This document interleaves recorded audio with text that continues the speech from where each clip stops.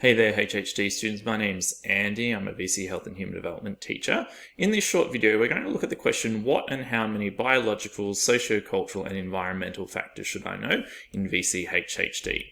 So this question is relevant to Unit 3 Area Study 1, where there's a key knowledge point that asks you to understand the difference in health status between various Australian population groups, and this might be Indigenous versus non-Indigenous Australians or males and females, for example, and you're asked to make links between the biological, sociocultural and environmental factors and variations between these population groups. So students will often ask me, what are the different factors that I should know, and how many of each of the biological, sociocultural and environmental factors should I know? So how many examples? Now you can see here on the screen I've listed some different examples of the biological, sociocultural and environmental factors. These aren't necessarily the only ones that you're able to know, but these are some of the most common, and these are also some of the ones that I think are easiest to link to some of these variations between different population groups in Australia.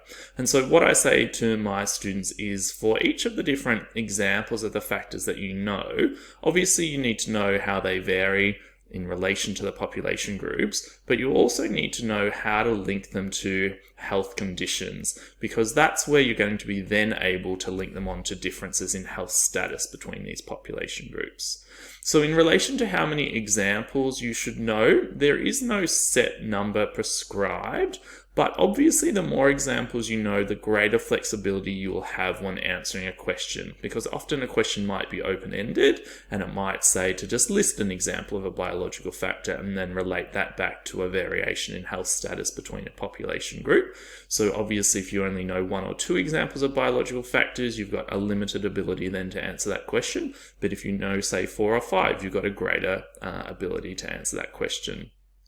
Also note the third point there, that sometimes SAC or exam questions can start the question by excluding the most common example that relates to that group of factors, and that can often knock out, I guess, students that don't have much depth of knowledge. And so if you know quite a number of examples, say, of biological factors, if the question starts with apart from blood pressure, then if blood pressure is the only example you'd learn, you would have been quite stuck there. But if you know multiple examples, you'll obviously have more flexibility in answering that question.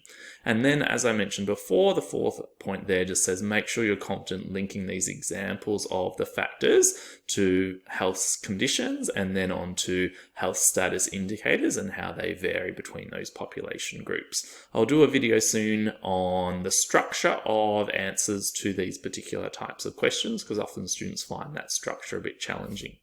Okay, hopefully you found that video useful. If you're looking for more exam tips and advice, please subscribe to the Health Resources Hub YouTube channel, where you'll be able to then get alerted to a new video that will be coming out each day between now and the HHD exam this year. You can also sign up to the ACED exam revision session that I am presenting this year at book.acedvce.com.